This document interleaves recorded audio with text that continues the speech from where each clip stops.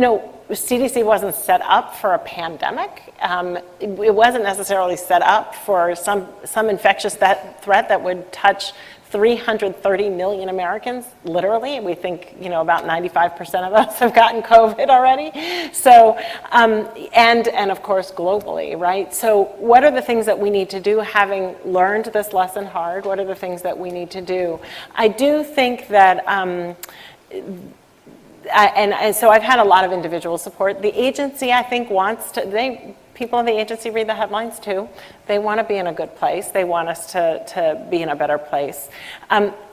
Bipartisan congressional support, there are a lot of things that I can do within the agency, and that ways that that this review shed a light on things that we could improve upon, or ways that we can change, incentive structures that can be set up so things are better.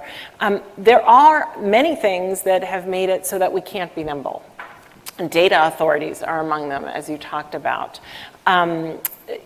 Human resource authorities, we don't have the capacity. We're not permitted to hire the way FEMA does, to draw in resources the way FEMA does.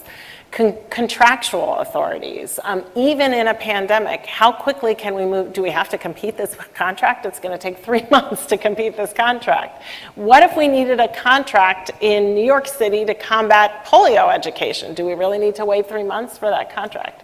So, and then Paperwork Reduction Act, how can we get data faster and do studies faster before the public health emergency is declared? So there are numerous areas that would, from a bipartisan standpoint, would really allow us to be more nimble.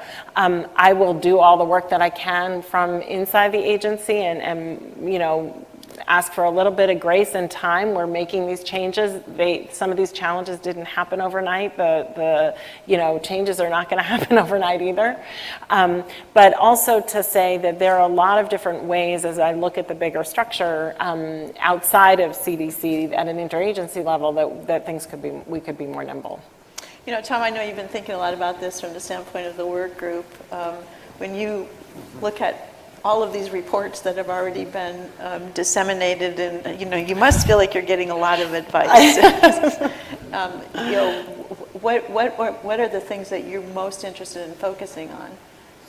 Well, I think it's exciting to hear about, and maybe you could say a little bit more about this, Rochelle, your interest in changing culture and incentives to try and align with what America's expectations for CDC are, your expectations. So it'd be great to hear a little bit more about that. And the other thing that I've heard you say, which I think is really important, we've heard lawmakers from Capitol Hill talk, some of them have said we really need more accountability. You've said the same thing in your talk about reform. Maybe you could say a little bit about what you're thinking about accountability. What does that mean in this case? And how do you do that?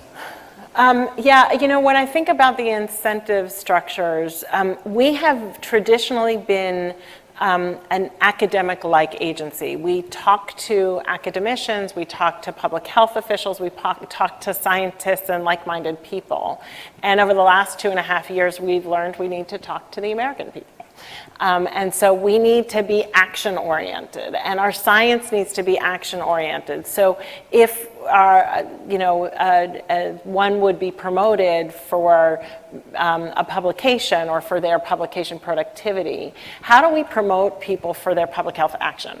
How do we promote people not because that publication made it to the New England Journal, but because that publication led to something implementable on the ground that changed practice? Even if it was in some lesser tier journal, because it was really important from a public health. So it's really aligning the incentives so that we now communicate with the American public in things that are not sort of esoteric and weedy, but sort of that the American public can understand. And then also aligning our incentives towards action, towards deployment, towards embedding, towards other things that lead to and in fact, sometimes when we implement, we have to implement differently in different places. And how do you learn that what you implement in frontier America is going to be different than what you implement in inner city America? And you do that probably by embedding, right? Or by deploying to those areas to see what's culturally sensitive and needed.